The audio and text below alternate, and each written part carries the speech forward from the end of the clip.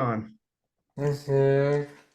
Good morning, everyone. I am Sean Latham from Self Advocates in Leadership, and my visual description is I'm a white middle aged man with a red sweater on. Yes, I like sweaters. I have a picture of the SAIL logo and SAIL members in the background, and I will pass it back to Emily. No, I'm mute. Emily.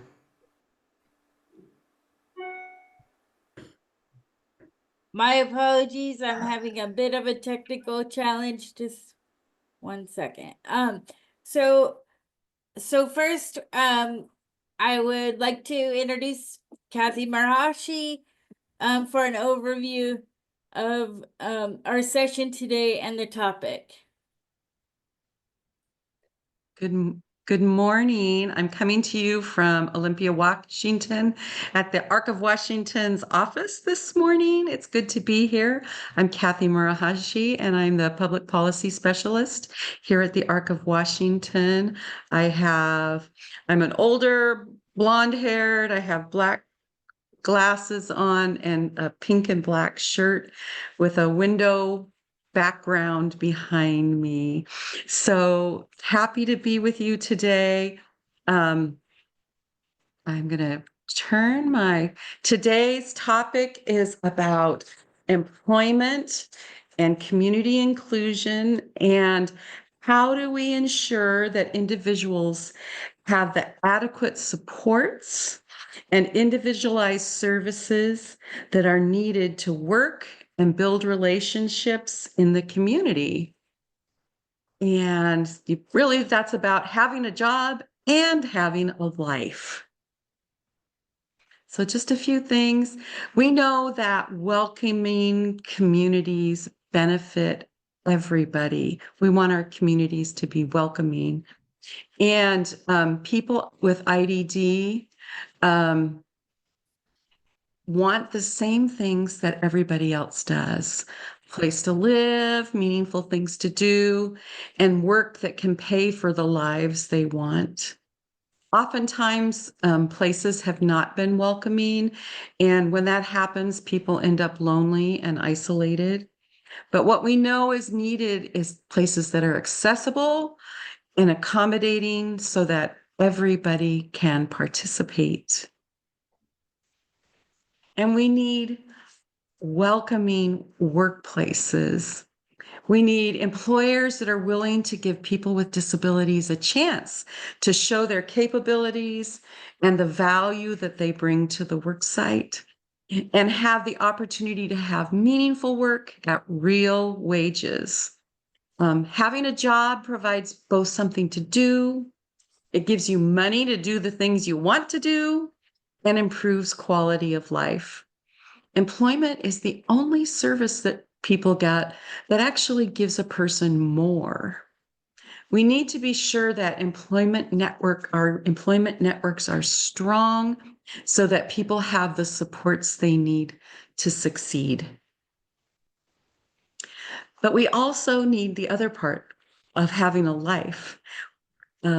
We need welcoming spaces where we can, including in what we call community inclusion, where you have the opportunity to choose what you want to do and who you want to do it with. And sometimes people need support to do that. And sometimes that support may look like the funds to get there or to pay for the activity, a person to support you to do the activity or help you plan for it, or to help you facilitate your interactions with other people, or sometimes just to say, hey, you're welcome here. So, and then we need welcoming ways to get around in the community, and that means accessible, reliable transportation that gets us where we need to go and when we need to get there. We know our communities have many barriers that are challenging for people to live their best life. Okay, so that's just the overview. I will stop sharing my screen now, and you can listen to our wonderful speakers. We've got a bunch today.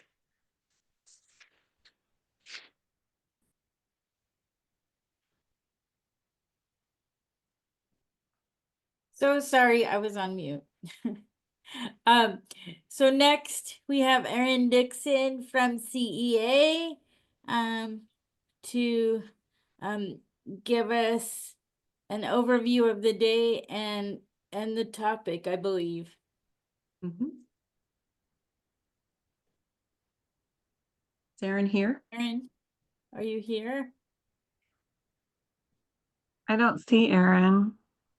I don't see him in yet either. Can you hear me? Oh, there you are. Can you hear me? Oh, hi. Hi, so I'm at the Morningside Watch Party in Olympia, and we have, we don't actually know how many people here yet, but we have over 100 signed up to attend. So got a large group in this room. We've got another huge group upstairs as well. So it's good to be here. So just to talk a little bit about the day. So this morning, we have our, for us in the room, our watch party, and for you on Zoom, your virtual Zoom session, where we're going to hear a little bit about supported employment and community inclusion services, why they matter, and how you can help support what we do. And we're going to hear a little bit about certain bills and policy items that are happening this session, and we'll hear a little bit about why those matter, and again, how you can engage with those. And then for those of you who are in Olympia today, we are going to have a rally at 1 p.m. at the Capitol building at the North Steps.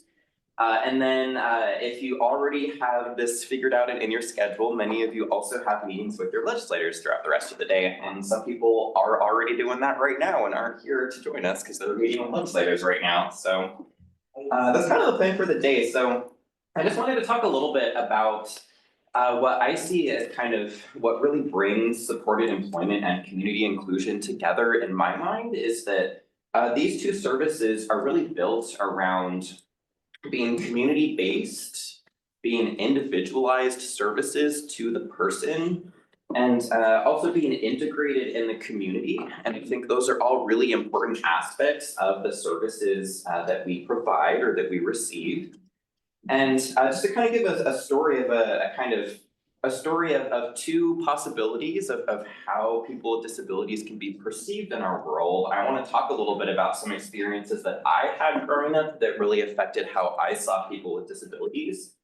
And so one of my earliest times, being around people with disabilities was when I was in school. And at the school that I went to, we had a segregated special education program where kindergarten through 12th grade, all of the students who were in special ed were all at the middle school together, K through 12. So we didn't see anyone with disabilities until 6th grade. And, the way that turned out in our school is that it was this faraway room that nobody went to. People did not interact with each other between the, kids in special ed and the rest of the students.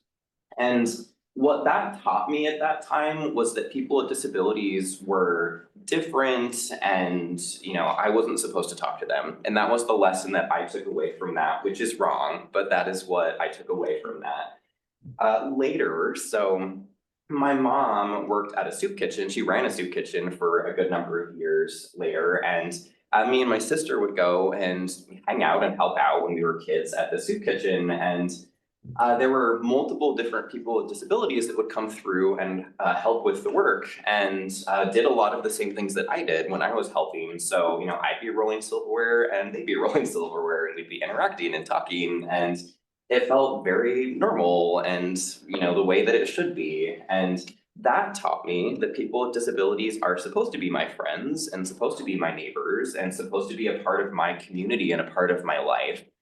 And so I think for me, what's so important about supported employment and community inclusion, it's for what the people receiving services get as a benefit, but it's also what the rest of society gets too, that we should all live together and get to be together and get to see, who we are as people and get to be friends and neighbors and community members. And so, I think that, of course, supported employment and community inclusion are a little different from each other. But I think they both really support that goal that we have, that, we should all get to be members of our community just like everyone else gets to. So I think I'll leave it there, but really good to be here and hello to everyone online, and it's good to have you all here as well. Thank you, Aaron. That's awesome to see everyone there and have you be there. That's so great. So next on our agenda, we have John Lemus. And he's going to talk about no cuts to community DD services.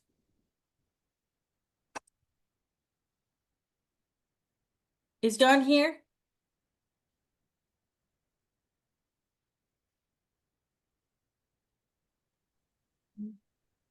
I don't know if is he at one of the watch parties?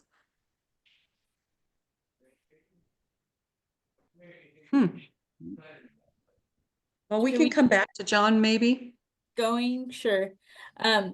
So the next person on the agenda is Alex Mottler. And I believe he's also going to be chatting about employment. Is Alex here?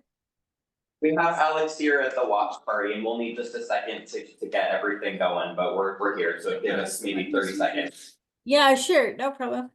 No problem. The camera's facing here, so. There you go. Perfect. Okay. Wait 1 second.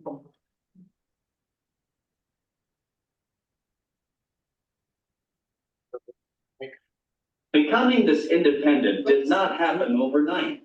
Becoming this independent. You guys hear that on Zoom? Yes. We can hear it great. You need this.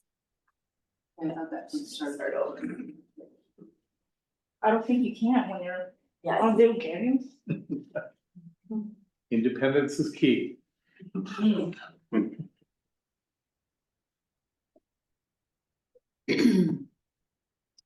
I am Alex Modeler. I live in the 47th district.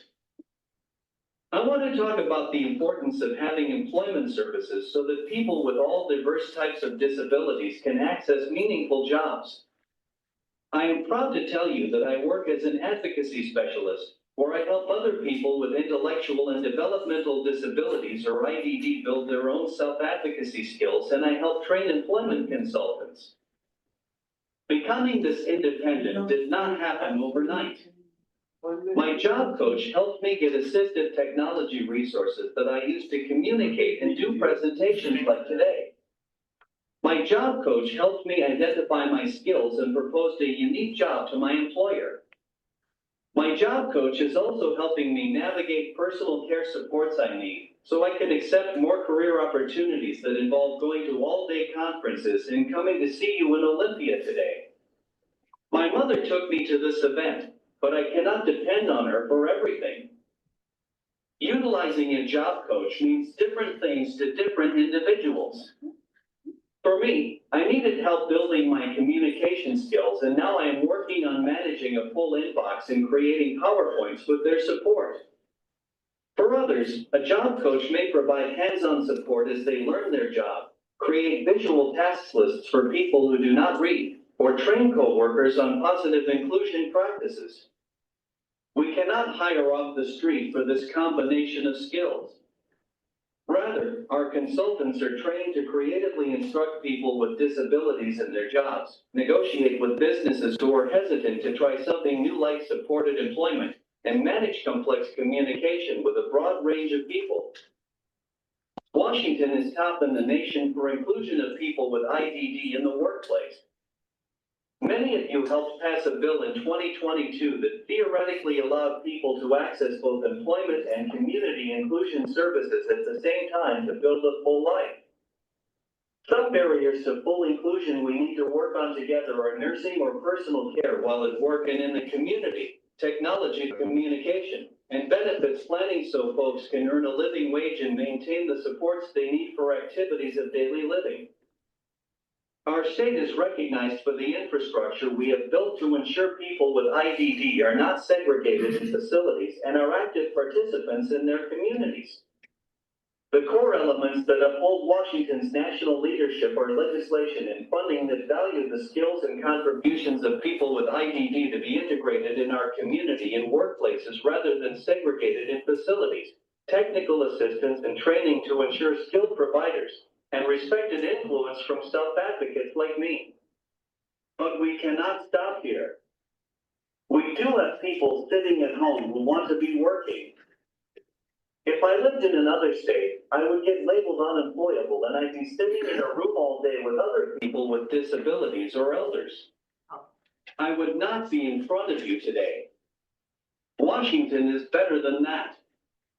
Let's keep focused on the goal of people with IDD being full community members, and together we will chip away at the remaining barriers and be a gold standard for states to follow.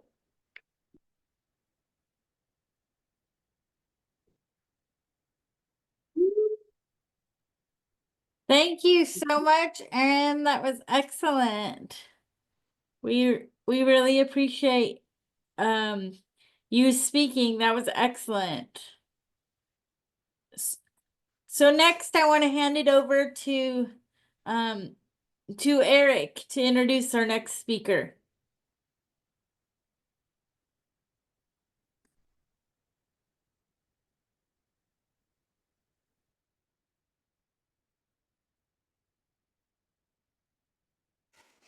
I was talking to myself. I apologize. Anyway, I want to introduce Lance Morehouse, and he'll be touching on lowering the age of eligibility for employment. Go ahead, Lance.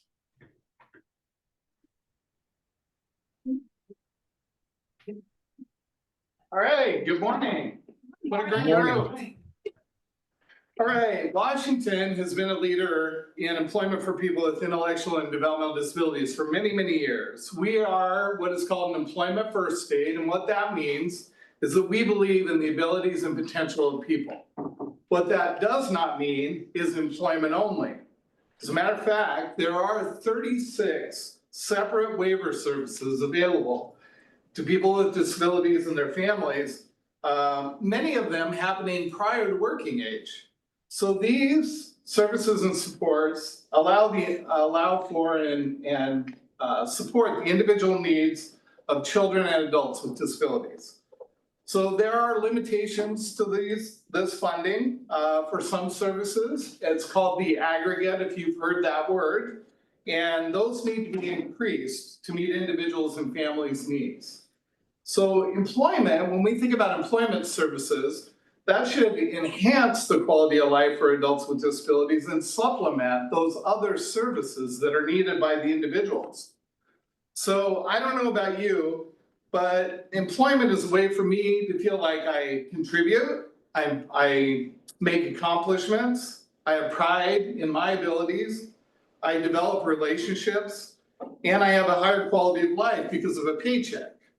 So imagine how isolated a person would be if those things were missing from their life.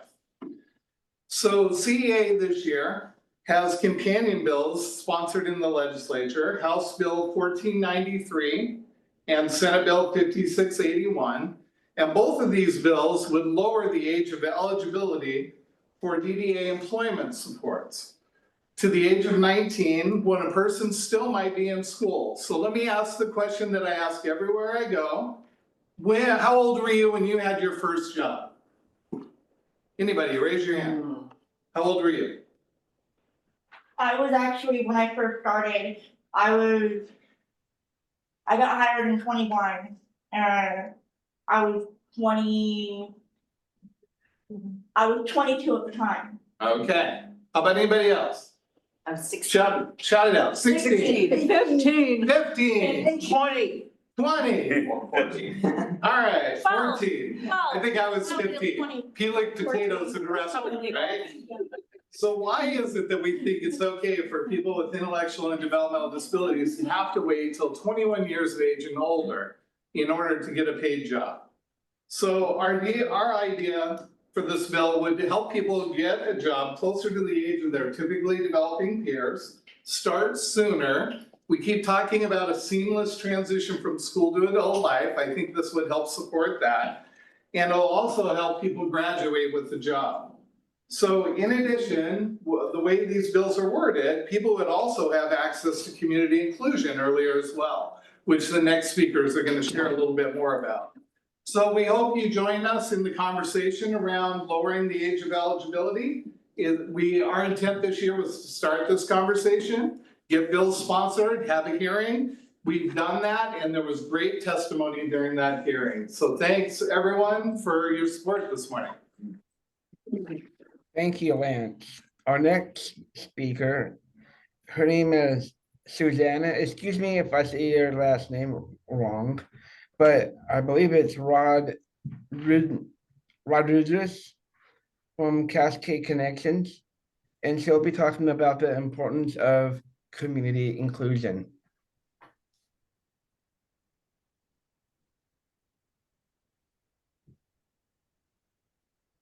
Susanna? Hello. Hello. Hello. So, Susanna, what's your name? Okay, hello, I'm Susanna Rodriguez. And what do you do for community inclusion? I work with Habitat for Humanity. I've been doing that for the last 8 years, and and I'm proud of it. And I make friends everywhere I go, and I price books, put prices on books, and I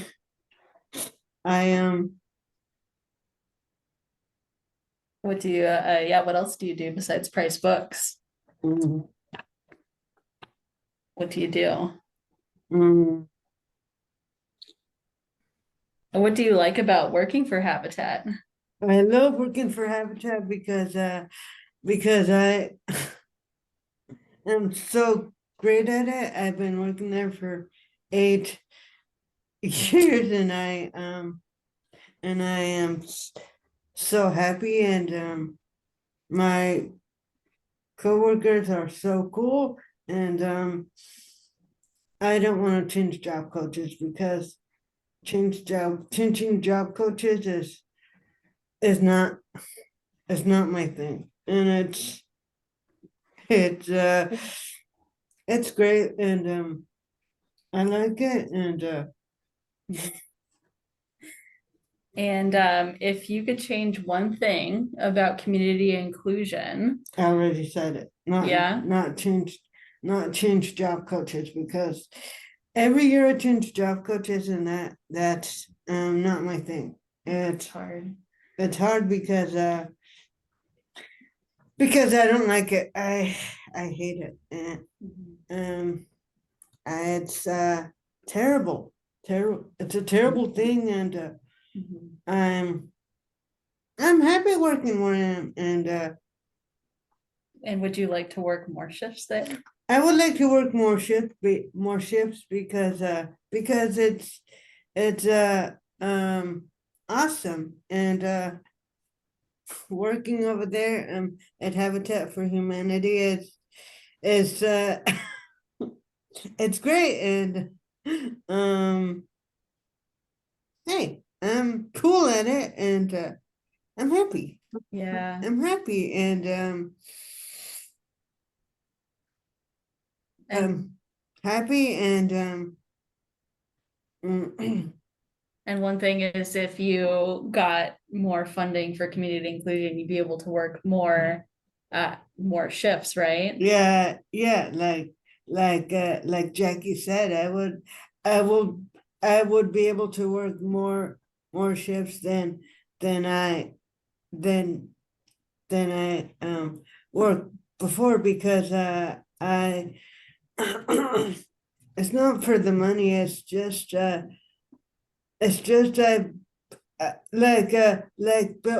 like when I'm working at Habitat for Humanity, like pricing books and something, it feels like I'm helping people with their houses, and I'm just so blessed and so I'm helping them. I'm helping the people. It's amazing. It's so amazing, and I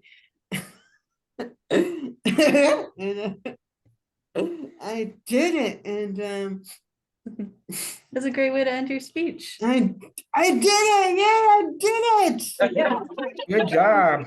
Thank you. You're welcome. That's great. All right, our next speaker is going to be James Blar from SCAC around the importance of inclusion. Yeah, put your glasses on.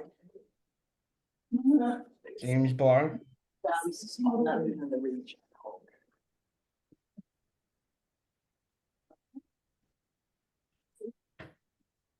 Hello, I'm Jim Blair. Thank you for having me speak today. I have heard what this word is. Oh. I participate in community and discussion and cost land, whatever that means. For 2 years, I retired. 2 years I retired from working in 2019. After many years working at the Mirror. The Mariners games, you loved it? Let's go. Yeah. It's okay. Do you want to keep going with your speech or you want me to help? Games, packing, and as maybe. When you worked at one, you know? Yeah. Yeah, you love that. We work and get to And you volunteer. your books at once hotels. I also volunteered at the King County Library. I really like books. Now with community, inclusion services, I plan and go to many. All those scheduled activities that you do every month, right? Yeah, every month. I go to the senior center. And do you do karaoke on Mondays? Mondays and then the walk bands there every 2 weeks on Wednesdays. Yeah. And do you have lunch with your friends? Yeah, yes, I have lunch there. Then and I happen to know you're a fabulous artist. And I do art. And you do a month, once a month. And treats me out to lunch. But then do you go to Postmark for the art? Yeah. With your friends? Yeah, years ago. I really like books. And do you work on your art projects at Postmark? Yeah. Yeah, and you get to talk to people about art and other things? Yeah. Are you liking that? Yeah. Okay. Making new friends? Yeah, I love making friends there. Yeah. So we did that, yeah, so. Cause I'm here. I get to talk about all different things with my friends at karaoke, music and art group. I like to get out of the house and have fun. I like being retired and out in the community where I can meet people and make new friends. I'm glad I have community inclusion services, right? Services to keep me active. Thank you. Great job, thank you. Our next great speaker, John Lemus, will be talking about the no cuts to community DD services. Go ahead, John. Is it Patty's turn? No. Hi, everyone. I want to apologize for being late. Been in meetings most of the morning, so. I just wanted to thank you all for being here. It's really important that the legislators hear your voices today about how supported employment has affected your life, how important it is to you. And that you like to work, and being a taxpayer is important. So please make your voices heard with your legislators today. Also, we are very supportive to hear that the RHCs of Rainier and Yakima Valley School have been slated for closure. The union for the state has been heavily at the Capitol since I've been here yesterday and today. So it's very important that your legislators hear from you, because for every 5 union members they hear from, they need to hear from us. So please make your voices heard that you would like those places to close. And with that, I am just wanting to say thank you all for being here. And good luck with your meetings today. Thank you, John, that's great. All right, Kathy, Kathy Manhasi, do you want to pull up the CI video from WISE? You're muted. Is there somebody named Patty that was going to share their story? Are they here? Oh, excuse me, Patty. Yeah.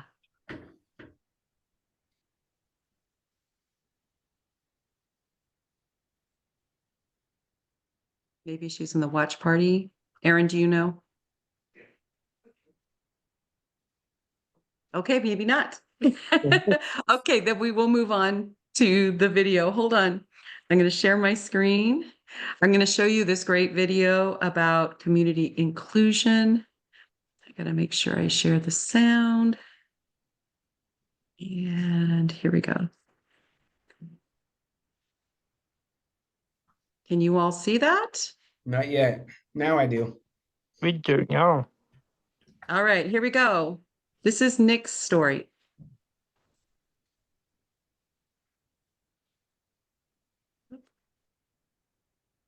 Something happened.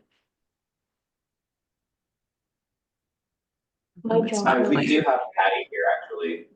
Oh, okay. Hold on. I'll stop sharing because I got to switch it to a different format. So let Patty share first. Hello, I'm Patty Wilson, and I have participated in community inclusion for over 6 years. I retired in 2019 from my packaging and assembling jobs where I worked for 20 years.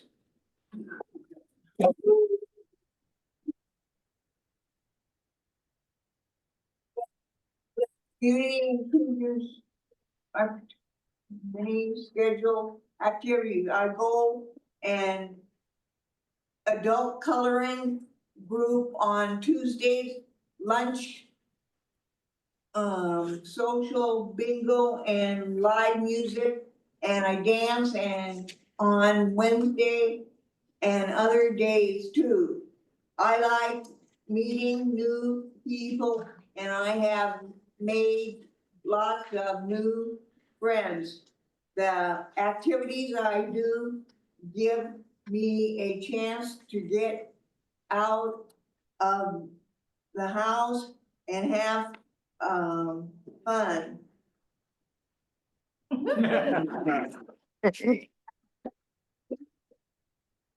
I have made friends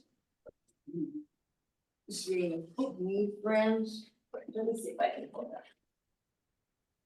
Made friends. I don't always need my CI specialization with me. Now I'm having fun getting out to see my friends. Nice. If I could not go out with my friends and go to my home time at home. I enjoy being with retired and out in the community where I can meet new people and make new friends. I'm glad I have community inclusion services to keep me out of activities.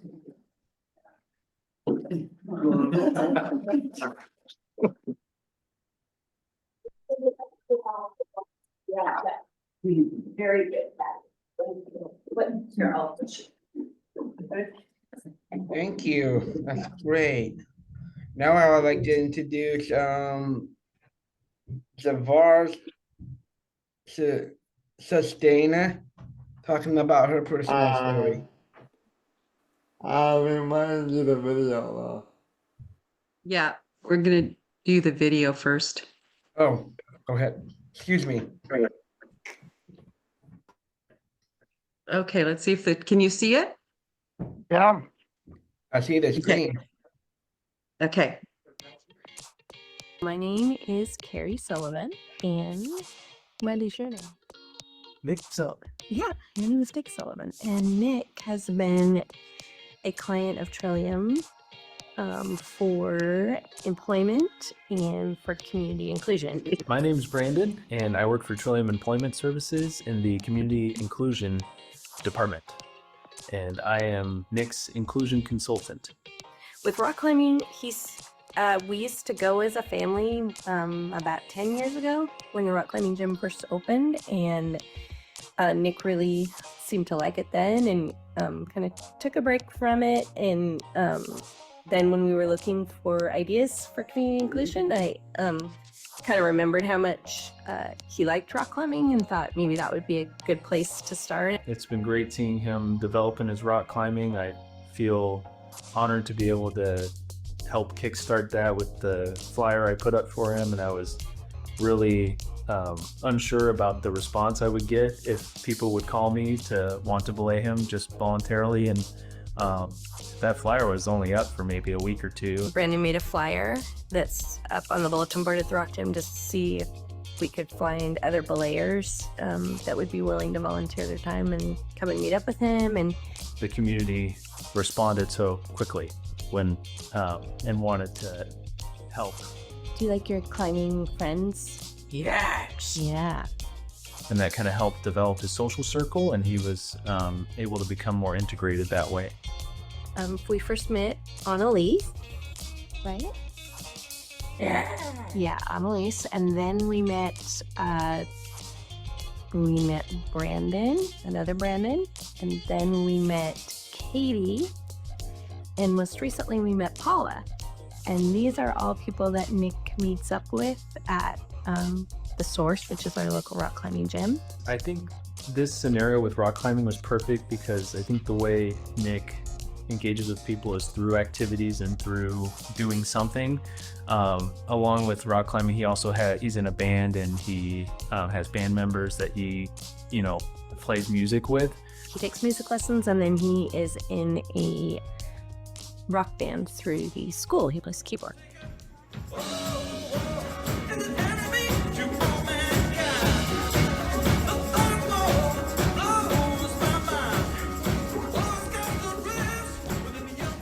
There's one guy that he meets up with fairly frequently that outside outside of rock climbing, he's come to like his band performance, and so he's developed, kind of that friendship relationship. I've worked with Nick for about a year now, and from when I first met him to now, his confidence, specifically at the rock climbing gym, has gone up significantly. Do you like doing climbing? Yeah. You like climbing? What about music? What about music? What about music? Do you like to play music? Yeah. Yeah. The end goal is to expand our clients' social circle and help them integrate into a community that isn't with people with disabilities and doesn't have paid staff.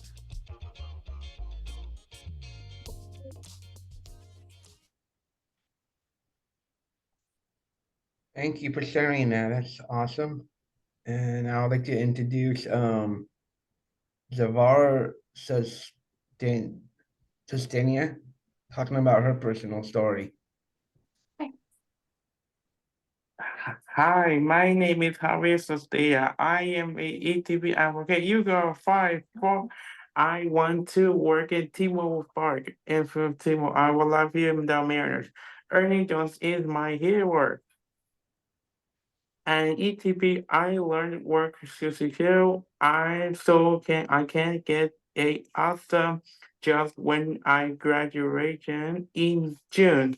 My job coach is Miss Andrew, and she is going to help me find a job. I am learning to app okay for myself. Let's up okay together. You got 5 for your right to work. Thank you so much. Thank you for that awesome personal story. That's great. All right, Song Adam, you could introduce the next person. Yeah. Thank you, Eric. Bro. This is Sean. We will now move on to our next speaker. He is an American rapper from Seattle, working in the hip-hop genre, as well as being a songwriter, actor, and author. Please welcome Fantasy A, Alexander Hubbard, to Advocacy Day. I'm hoping you. Hi everyone, I want to introduce myself. I'm Alexander Hubbard, known as Fantasy A, born and raised in Seattle. I'm a well-known rapper, actor, and photographer who starred in the film Fantasy Gets a Mattress, and also a support employee working with the city of Seattle at Seattle City Light. I would like to share with you from the King County article that they did an article about me, about my job. And it says there, I have seamlessly balanced my creative pursuits as a rapper, filmmaker, and author with my role as a mailroom employee for Seattle City Light since 2022. And I said there, having a job is important because it makes me a good leader and helps me build a better future. And I embrace leadership and professional growth opportunities. I began working for the city of Seattle through Seattle Public Utilities in 2018, where I completed both clerical and warehousing job tasks. And when the opportunity came up for me to transfer to a different department and learn a body of work in the mailroom at the city of Seattle's main office, I was excited to utilize my skills in a new way while increasing my weekly work hours. In my time working in the mailroom, I mentor my coworkers and make sure they feel welcome and included, offering support and answering any questions they have. And also, my creativity extends beyond office, with nearly $6,000 raised for our upcoming film, Crystal Ball. Following my latest film, Fantasy Gets a Mattress in 2023, my passion for filmmaking drives me to explore new ventures. I've experienced a lot of growth through my work, especially in leadership roles like that. And also, great news from yesterday's State of the City address that's from Mayor Bruce Carroll from the city of Seattle that we received an email, says on the second paragraph. He said there, I was delighted to have staff across all departments attend the speech, especially so many of our support employees. These employees represent the best of all of us with their commitment to public service and overcoming challenges, and I am proud to work alongside them. I would thank Mayor Harrell for representing us as support employees as they care about the job that we do with different departments. So anyway, that's all I'm going to say. Thank you, everyone. Thank you, baby. All right. Yeah. We were born to be.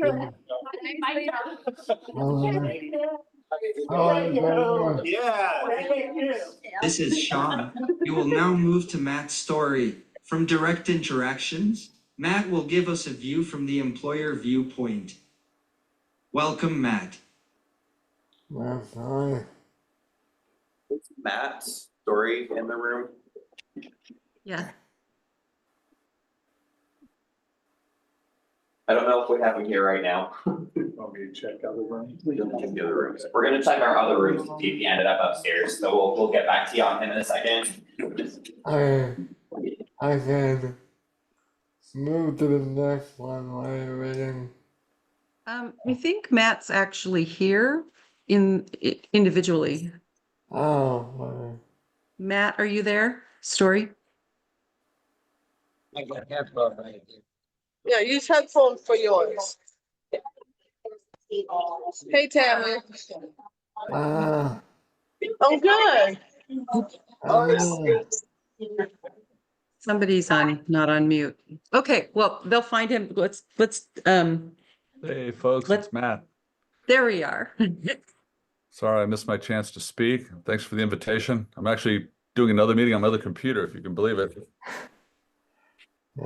And it's run a little bit over. It's with the Red Cross. So if you don't mind, I'll pass the microphone to one of the other people and I'll come back in about 10 or 15 minutes.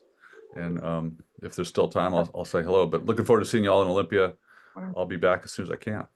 Thank you, man. Thank you, man. Hey, Dario, move. Can't hear my phone all the time.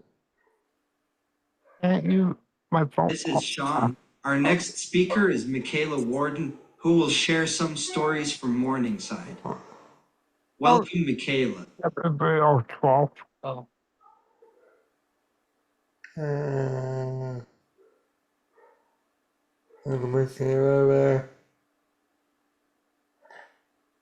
You may take, she might be at the watch party, so it might take a minute for them to find her.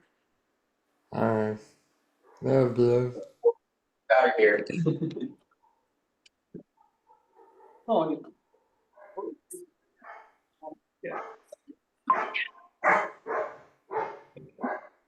guys hear me? Yes. Yeah. I'm preparing the people in the back here.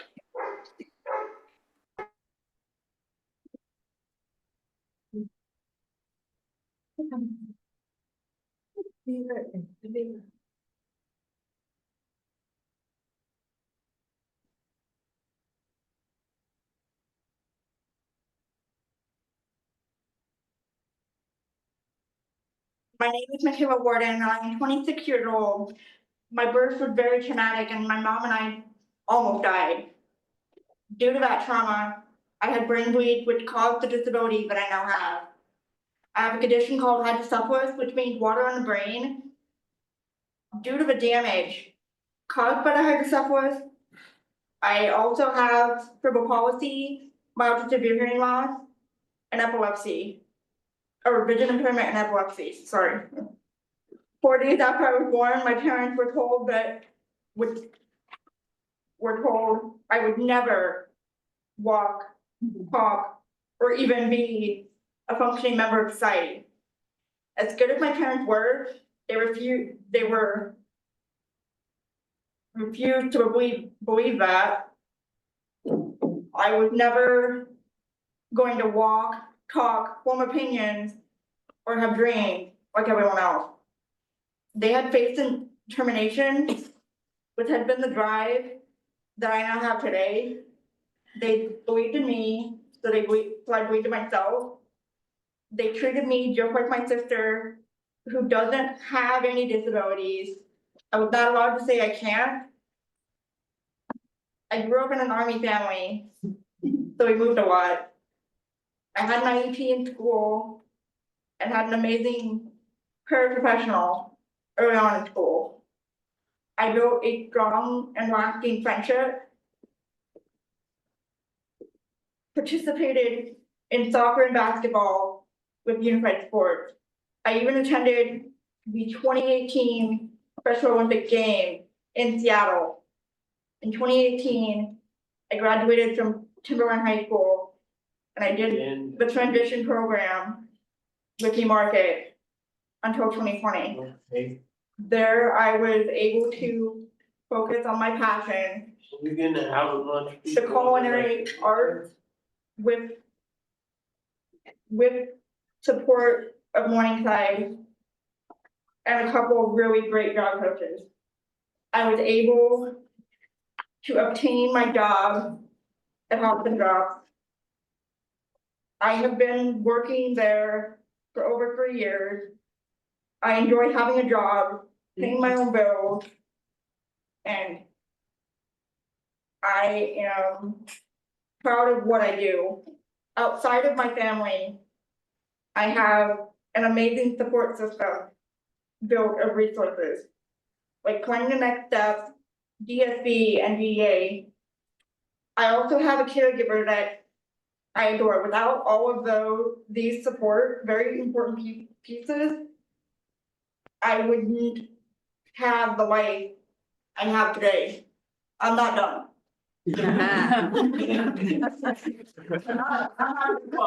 No, this thing don't fight it.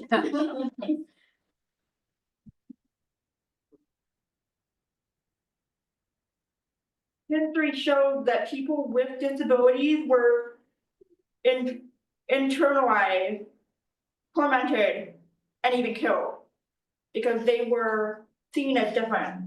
But we aren't so different. We have hopes and dreams and aspirations just like everyone else. According to the CDC, more than 1 in 4 adults in America have some sort of disability. Disabilities can come in many forms, including physical, sensory, invitational, and mental health conditions. While some disabilities are visible, such as using a wheelchair, many are not. Conditions like anxiety and depression and learning disabilities often go unseen. However, they heavily impact people's lives by understanding the variety of disabilities. We can foster empathy and respect for everyone. Advocacy Day is important because it reminds us of the need to support and uplift those with disabilities. It's a day to raise awareness about the challenges we face and to advocate for equal rights and opportunities. As we gather to share our voices, we must remember the interconnection benefits everyone in our social security life is never easy for any of us. We all fight our own battles that others know nothing about. I have overcome so many obstacles, but where there's a will, strength, faith, determination, there's always hope. The truth is that we are all human beings and we all have feelings. we all have hope and dreams. Just because someone has a disability doesn't mean you have to treat them differently.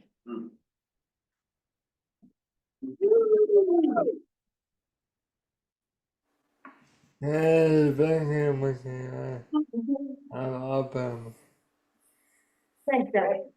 I have next. This is Sean. We will now move to Becky Bisbee, who will be sharing her experience as a parent. Welcome, Becky. I'm not sure that Becky is here. I know is she here? I'm here. Oh, here she here. Okay, sorry, she's in the back of the room. Where's my camera here? Yeah. Hey, Becky. So, there you are. morning. Okay. Are we good, Kathy? Yeah. Yeah. Good morning, my name is Becky Bisbee. I live in Bellevue.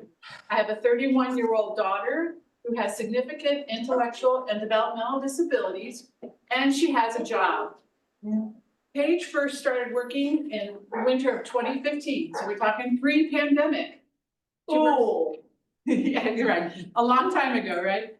So she's a snack lady at a law firm. She delivers chips and candy bars and office supplies. And when they used to get mail, a lot of mail. Okay. And she worked 2 shifts a week for about 2 hours. Well, the pandemic put an end to all that, but now she is back to 2 shifts a week. And last year she earned almost the equivalent of a 1-month Social Security paycheck, which she spent on going to the mall, buying clothes, getting her hair cut, and all those things that food stamps and other services don't provide. Paige is a success story. When she graduated from Interlake High School, she entered the 3-year transition program there. It's now called the Evergreen Program, if you're familiar in the Bellevue School District. And it was there that a job coach from At Work got to work with Paige and identify her strengths and interests. She's a bit of a social butterfly, so she very much likes people. She can push a shopping cart like nobody's business, and she likes being helpful, something we as her parents had never identified as a strength. You know, she tried vacuuming at the Issaquah fish hatchery, and then I'm like, Paige, vacuuming, I want to see that video.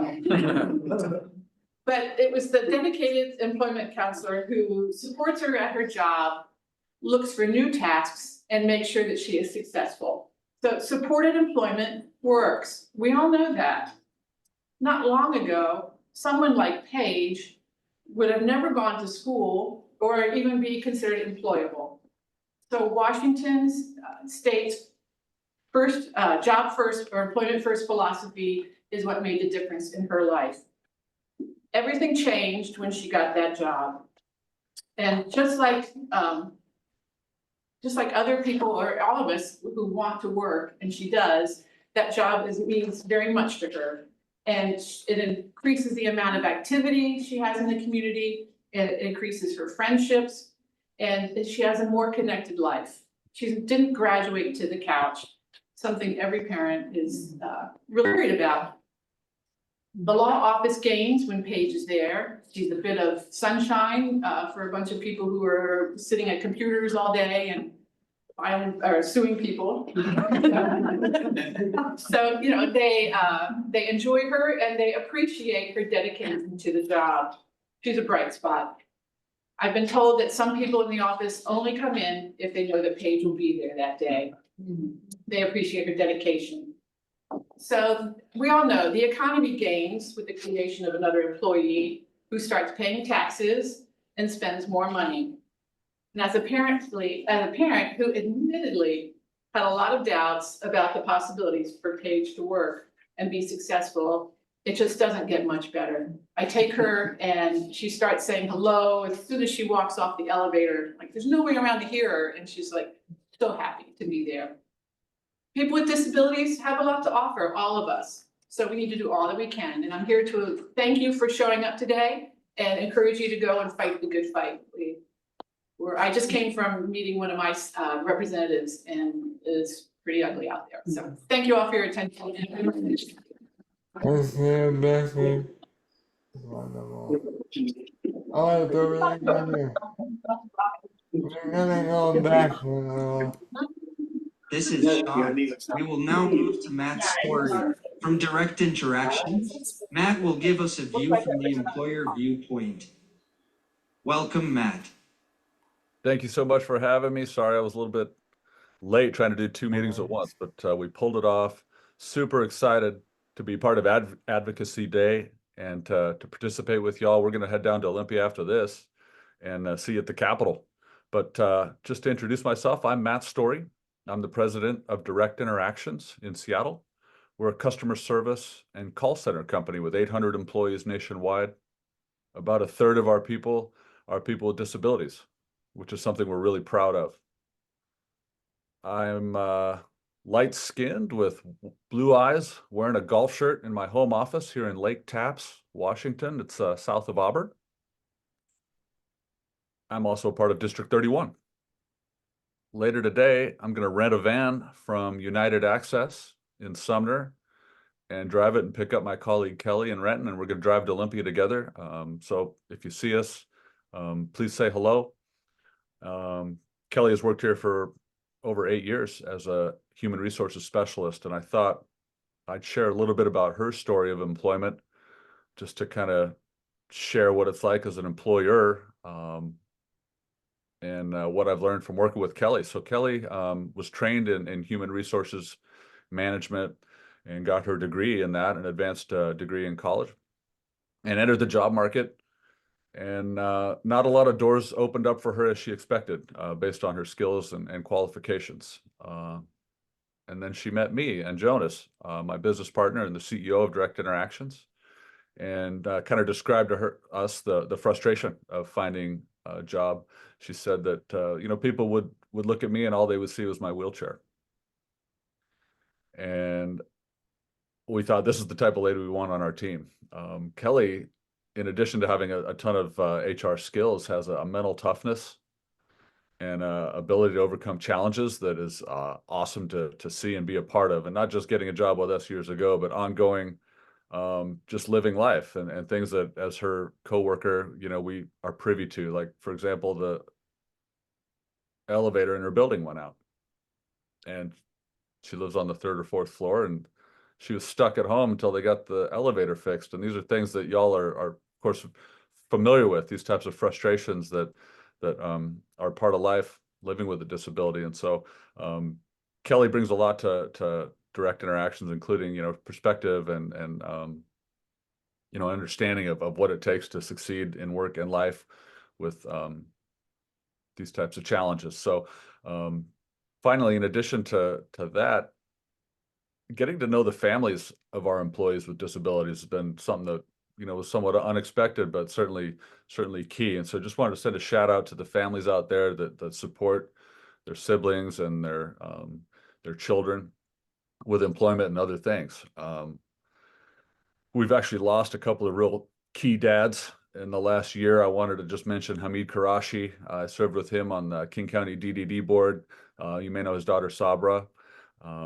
He passed away last year, and also Doug Brookins passed away last year as well. His son Bob's worked with us for a long time. So it's more than just employer, employee, and paychecks. It's friendship and getting to know the families and the people that work here, and you're just thankful for having a company that creates jobs for great people. So so excited to be partnering with y'all. We're going to head down to Olympia here at about 11:30, and we'll see you at the Capitol, and let's make some change together. Yeah, thank you, Matt. I'll be in Olympia in a little bit. Now I'm gonna This is Sean. I will turn it back over to Kathy for today's look at the bills of interest. Thank you. So lots of things happening. I'm going to share about the bills that are happening. But before I do that, I just want to take a moment and just kind of give you what's happening in the legislature right now. So a lot going on. So right now it's a little bit quiet. The cutoff for bills to come out of their committee That means they have to be out of their committee is this Friday at 5 o'clock. So next week, we'll have a lot fewer bills to be looking at because a lot of them will, what we say, died. And so we are waiting to see what happens there. Some of the bills we care about are going to die, but some of the bills we want to see go away are going to die. And so we'll have a lot fewer bills to watch for. They have to be in what they call the fiscal committee. That's the money committee. Again, by Friday. And then they have another week, and then they have to be out of that committee as well. So lots going on there. The other thing that's coming up is we're probably going to see next week Governor Ferguson's budget. And from what we're understanding, we're hearing a lot about cuts and that there may be significant cuts offered in this budget. We don't know what they're going to be. We don't know what things they're going to cut or what they're going to do. But we need to be prepared. And I think as we're working and advocating today, you need to talk about how important your services are to you and to please not cut your services. That's really going to be important in your messaging. The other thing, so that's just here in Washington.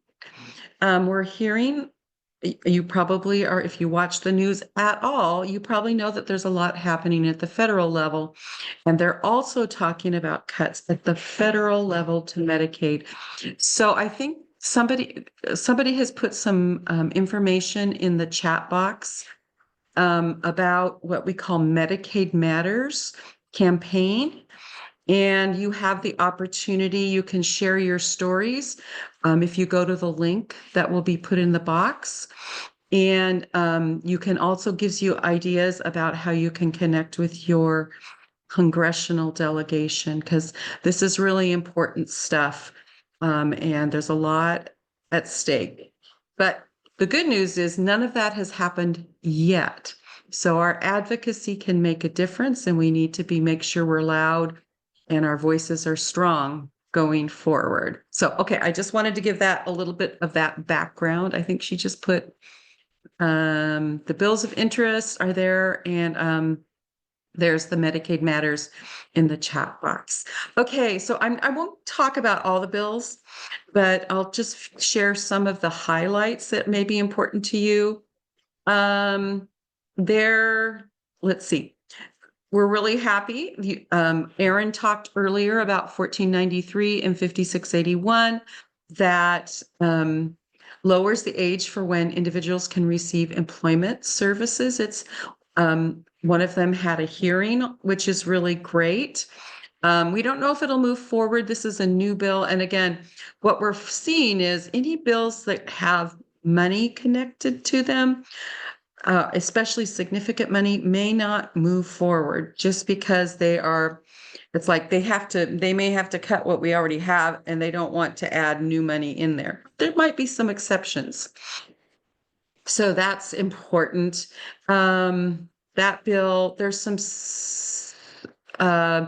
repealing the community protection program that has already gotten to what's called the Rules Committee. So that means it's moving along.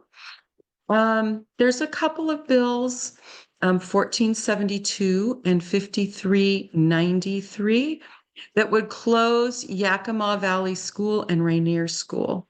That's a big deal. This was in Governor Inslee's budget. And we know we've had, our state still has 4 institutions. There are 18 states that have already closed all their institutions. And we think this is really an important time to have this discussion. If they're going to make cuts, we think this is where they should do that. And we don't want the emergency backup place to be the institutions. We want it to be the community. So if you're talking with your legislators, you can talk about that. Plenty of other people are talking about that. as John Lemus said earlier, the unions for the state employees are all over talking about how they want to keep them open. And there's even a bill 1908 that would say, not only are we not going to close them, but we're going to keep them open forever, pretty much. And they're going to make it so that you couldn't close them. So that may be something that you want to talk about and maybe is important to you. There is 5680 and 1826 are bills about establishing the right to repair mobility equipment. So that means that you could get your wheelchair fixed without having to go to special places. And I believe today is later this week, there's an executive session on that you could listen to, and you could weigh in and see what's going on with that bill. That's maybe important. There are a bunch of education bills. A lot of them are an executive session. Most of them have to do with funding and how they want to fund special ed better, which is great. And they want to fund things around inclusionary practices, and they want to get rid of the cap. So there's a lot of things they would like to do. All of those things cost money. And so the question will be, what will the legislators do? If they want it, they would have to probably raise taxes to have enough money to increase those things. So those are important things to keep in mind. We think those are all important, but again, they all cost money. And again, a lot of them have moved to Ways and Means. And so again, there's a series of them. We think that's all great. There's also addressing restraint and isolation. That bill, one of them has a hearing. Let's see, hold on. They've both had a hearing, and they're going to have executive session. At least the House bill has an executive let's see, hold on. I don't know if it either had one on the 17th or we'll have one tomorrow. They put a bunch of bills and they said either day or the 20th in the same hearing, but that may be something you're interested in. Let's see, and let me move down. There's the housing stabilization bill is moving along. Our waiver priority bill, that would make sure that it would prioritize waivers when, when they have only a few slots. Who would they choose? It gives some different populations, including senior families. And that bill has already gotten into rules, and we're hoping that gets to the House floor soon. We think that's going to be important, especially as we. Kathy, yes, please give the bill numbers. Yes, that's 1130 is the waiver distribution bill. And that bill, we think that's going to be particularly important because we think there might be difficult days ahead. And when they choose that. House Bill 1200 and 5211. Both would authorize payment for parental caregivers of minor children. Right now, if your person is over the age of 18, parents can be the care provider, but not for minor children. And this would allow for that. Both of those bills would cost a lot of money, but they are finding ways to maybe bring what they call the fiscal note, make it not cost so much. It means it wouldn't serve as many people, but they're trying to figure out, how they can make that not as an expensive of a proposition. They may limit hours, or they won't allow for overtime, and some other things that will help to limit that, which may make it be able to move in, because it has to go over to the fiscal committee, which is the money committee. So pay attention to that. I know that's a really important bill to some folks. And then 1344 is also in a similar situation. It increases access to respite by adding respite to what we, on the basic plus waiver, to what we call aggregate services. And even though you already have access to aggregate services, it adds it as a service. And people would probably use that more. And again, they're trying to find ways. Now they're saying, well, maybe it'll only be limited to a third of the hours. And then they're looking at maybe limiting, maybe only to people with high support needs that could access that. So again, that's 1344. And we hope that it will move on over to the money committee, the fiscal committee. Let's see. The rare diseases bills are moving along. I think they've, at least the House bill has moved to appropriations. And there was a bill about ABLE, but we're not sure. I don't think we haven't heard any more. And it also would cost a lot of money. So, okay. I see somebody has their hand up. Ken? Yes, this is Ken Larson, President of People First of Washington. I have a question. The question is, what if, and this is going on many years ago, there was a deal, I believe the DDC was pulling a deal with going into the institutions, asking people if they wanted to go out, and there were a significant number of them. And I'm wondering if now with this thing saying, oh, it might close, never close. Well, why can't we just take out a little piece of the pie and not the whole pie? Yeah, well, so there continues to be something called the Family Mentorship Project. So people do get to ask that ongoing basis. And there are people that actually are there that want to come out and they just need to have a placement. So I don't know what that number is, but it wasn't small. So yeah, really important work, Ken. Yes, Carrie? it was kind of like about 58, I believe. Yeah, something like that. Yeah. Thank you. You're welcome. Hi, Kathy. This is Carrie and of the 36th district.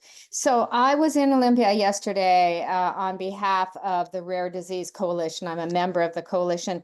And one thing that we found ourselves talking to the legislators about a lot was, yes, there's an expenditure up front, but look at the cost savings, because in terms of the rare disease initiatives, each looks at identifying rare disease early, creating interventions, enhancing life and quality of life. And that seemed to work. It seemed to ring a bell with a number of the legislators. So talking about the cost savings of our initiatives, because we all know they're going to cost money up front, but what we could gain in the long term is really important. Gary. I'm going to switch my screen real quick and just so you can see what the hearings are that you might want to look at for today. I can't remember if there's a hearing today today is Wednesday. There's a couple of executive sessions. The housing stability bill, it's 10:30. So I guess those two have already happened, that executive session. But the right to repair mobility has a hearing at 1:30. That's 1826. There's a bill tomorrow, a hearing on a bill 1022 that is about creating homes for heroes, and that includes some people with IDD in that program. And then let's see, these are the bill on Thursday at 4:00 about extending special education. That's 5253. Special ed services to students with disabilities, so they can stay in school till they finish the school year in which they turn 22. So those are tomorrow. And let's see, the executive session for 5680, the right to repair mobility, has an executive session on Friday. So I'm going to stop sharing my screen and turn it over to Sean. This is Kathy. There's a lot going on, but all of it to do. Okay, the This is Sean. I'm now going to share the video, 2025 Legislative Advocacy Tips, which will show you ways to advocate. Okay, but hope you have you having it today and on. Here we go.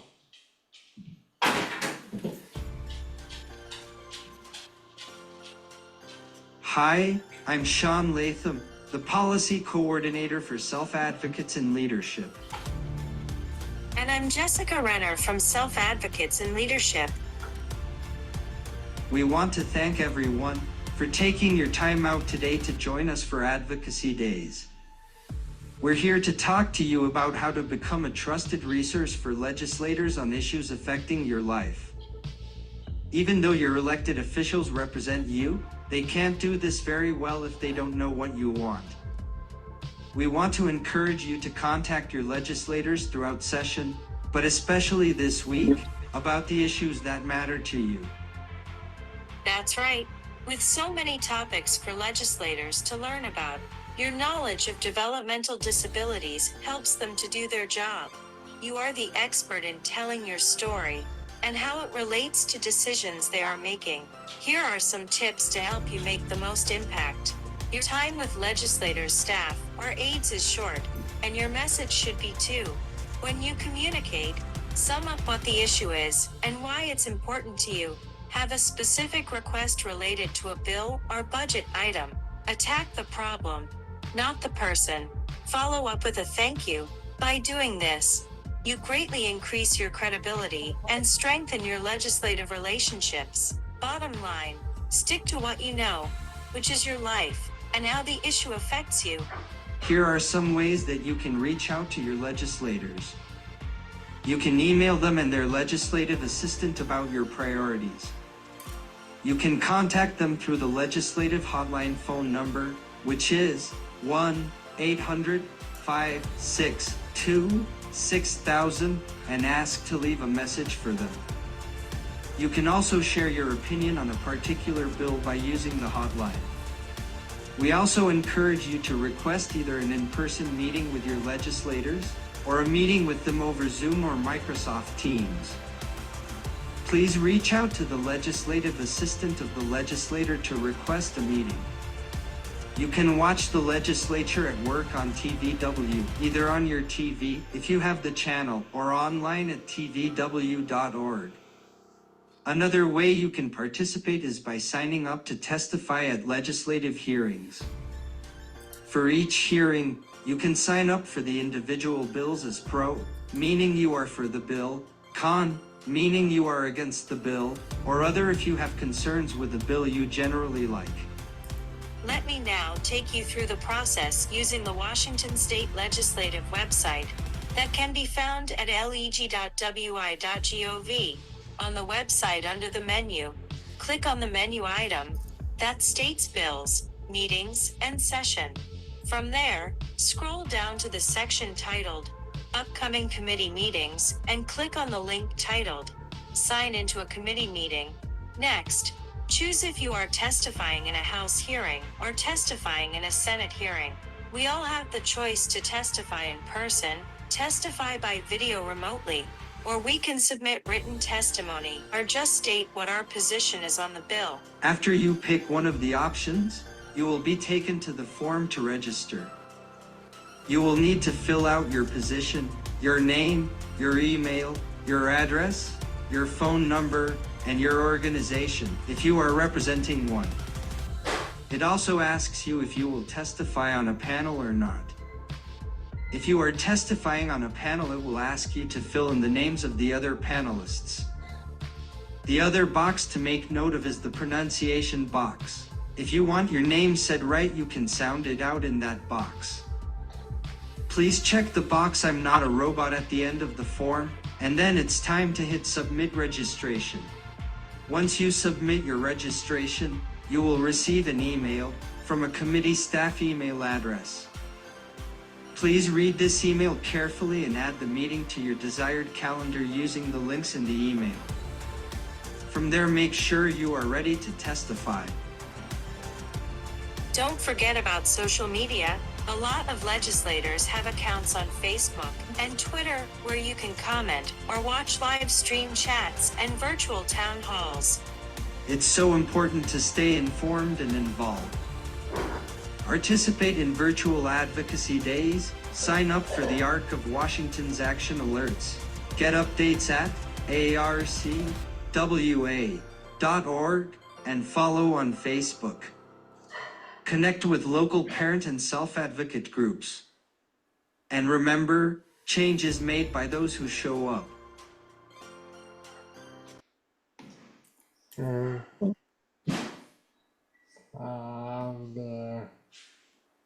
me 1 second.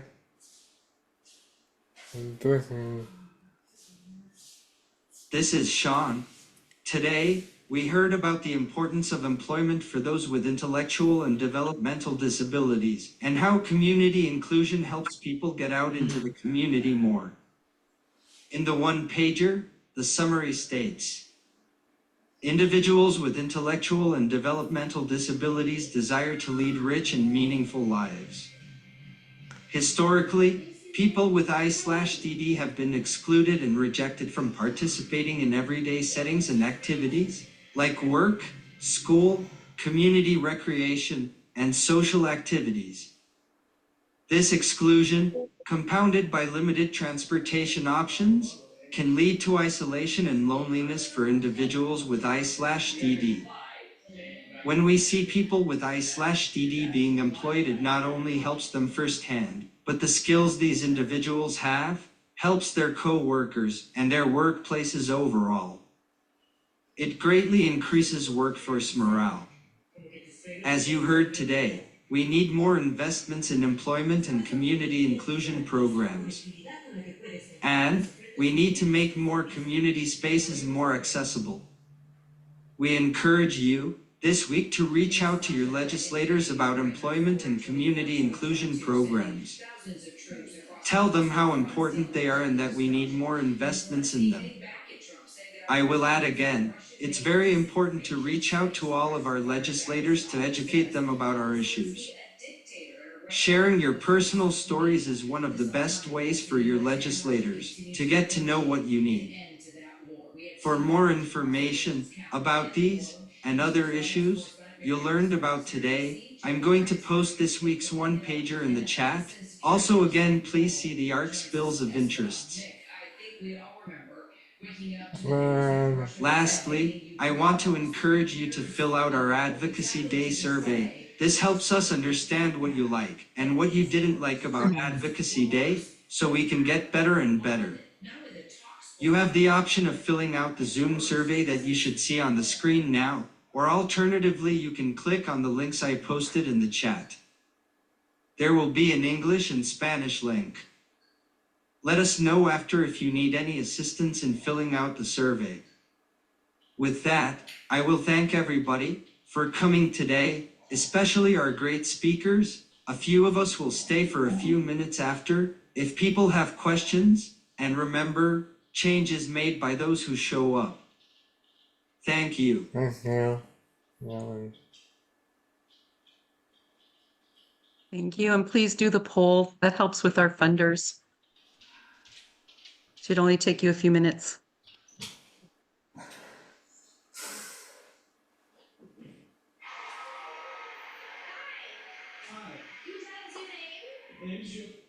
And the rally begins at 1 p.m. at the Capitol, on the north steps of the Capitol, for those that are going over.